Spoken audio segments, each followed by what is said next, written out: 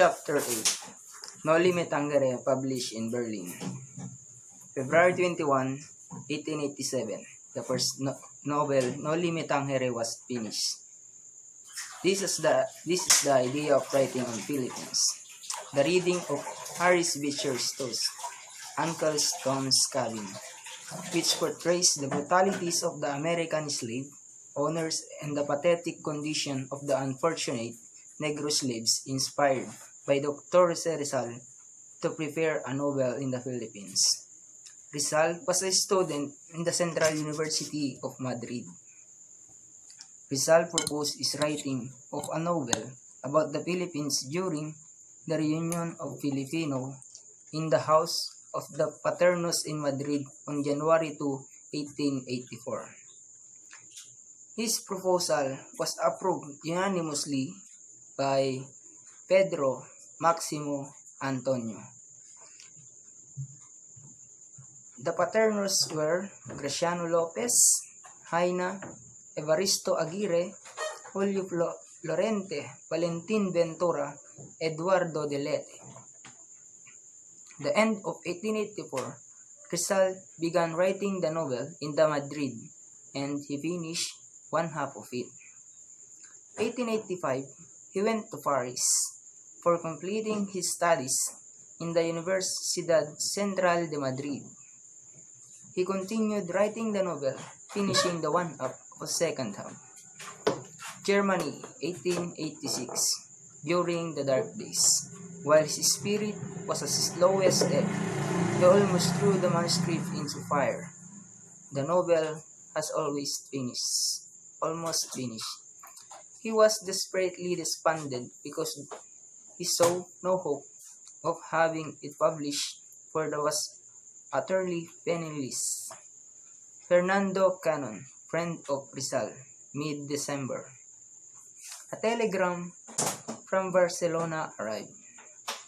This is the telegram, sent by Dr. Maximo Viola, informing Rizal of his coming visit to Berlin. The message revived the author's hope. By Dr. Maximo Viola, a scion of rich family of San Miguel, Bulacan, would surely lend him the money for the publication of the novel. The man had saved Noli. Viola was a godsend. Viola came to Berlin to invite Rizal to join him in a tour of Europe. When he learned of Rizal's predicament, he kindly agreed to postpone the tour and instead of advance some money so that the novel could be printed.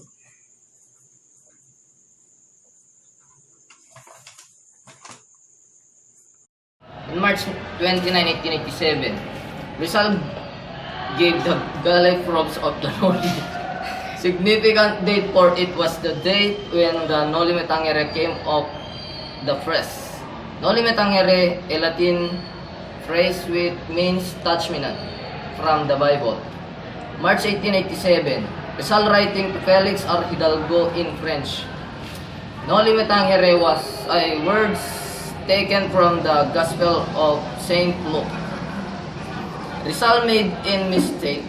It should be Gospel of Saint John on first Easter Sunday, Saint John, chapter 20, verse 13.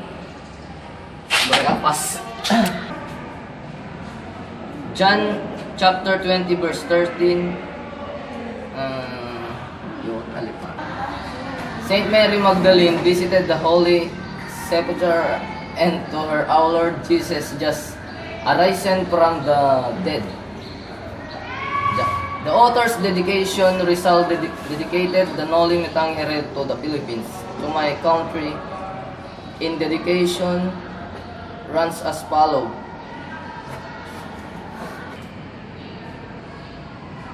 Recorded in the history of human suffering is a cancer so malignant a character that the least touch irritates it and awakens in it the sharpness pain this.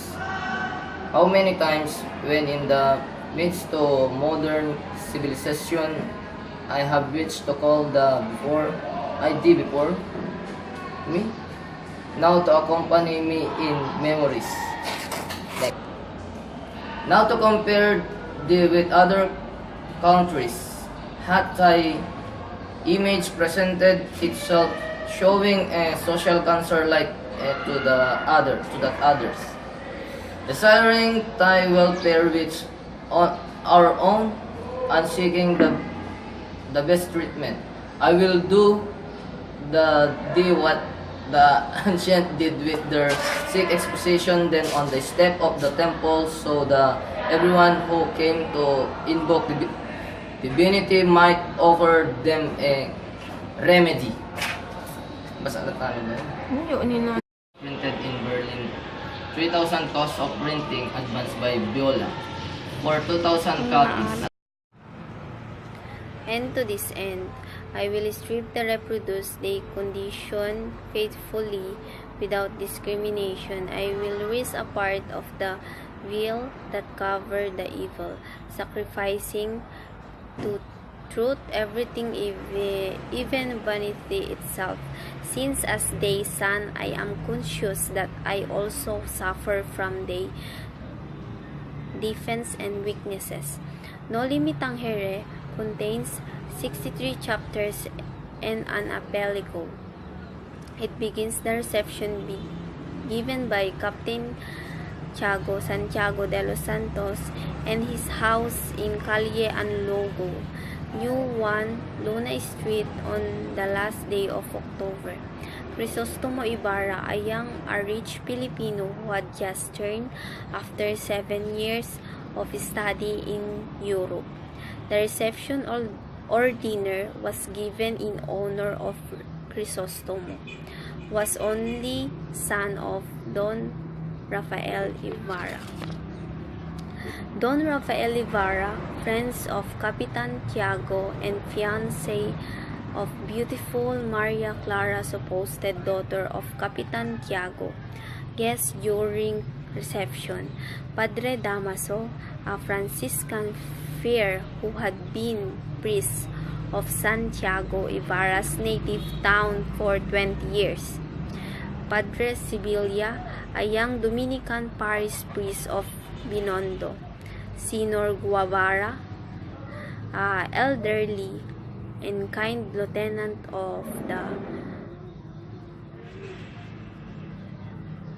Guardia Civil. Don Tiburcio de Espadana, a bogus Spanish physician, lame and henpecked husband of Donna Victorina and several ladies. Padre Damaso, he tried to this. The following morning, Ibarra visited Maria Clara, his childhood sweetheart. Maria Clara teasingly said that he had forgotten her because of the girls in Germany.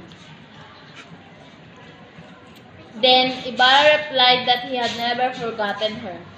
After the romantic reunion with Maria Clara, Ibarra went to San Diego to visit his father's grave. It was All Saints' Day at the cemetery. The grave digger told Ibarra that the corpse of Don Rafael was removed by order of the parish priest to be buried in that tiny cemetery. It was Padre Damaso, his predecessor, who was responsible for it.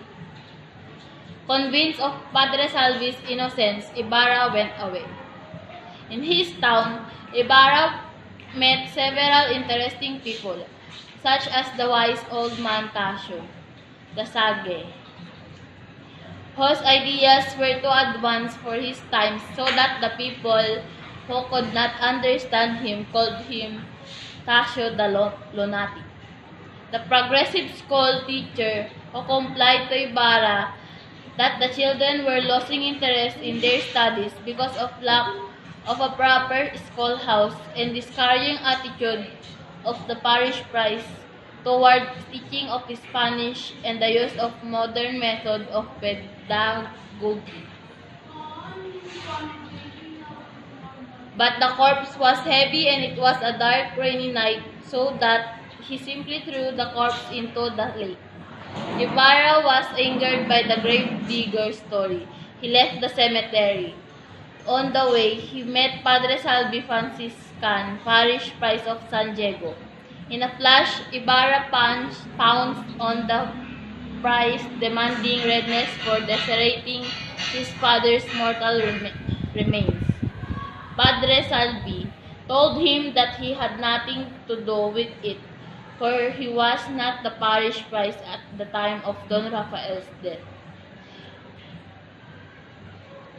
The spineless Gobernadorcillo, who catered to wishes of the Spanish priest, Don Filippo Lino, the Teniente Mayor and leader of the liberal faction in that town, Don Melchor, the captain of the cuadrilleros or town police, former Gobernadorcillo, who were prominent citizens, Don Basilio and Don Valentin.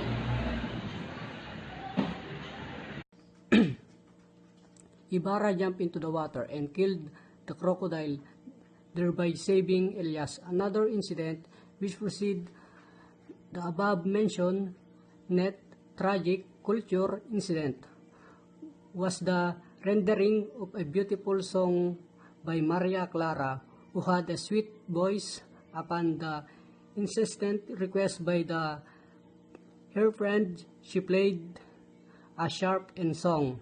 After Maria Clara's song and the crocodile incident, they went as sure they made merry in the cool, wooded meadows. Padre Salvi, Capitan Basilio, former gobernador, and Sinang's father. Town officials were present. After meal over, Ibarra and Capitan Basilio played chess. Maria Clara and friends played the Wheel of Change game based on a furniture-telling book. The fiesta over, Maria Clara became ill, treated by the quack physician Tiburcio de Espadana. Doctora Doña Victorina de las Reyes de Espada. Doña Victorina de los Reyes de Espadaña is an ambitious Filipina who classifies herself as a Spanish and mimics Spanish ladies by putting on her heavy makeup. Don Alfonso Linares de Espadana.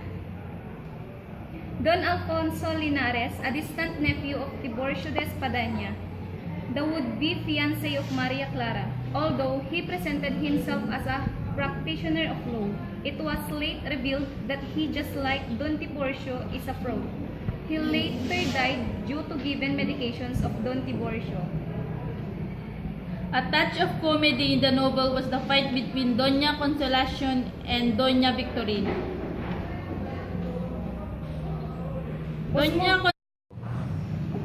A touch of comedy in the novel was fight between Doña Consolacion and Doña Victorina.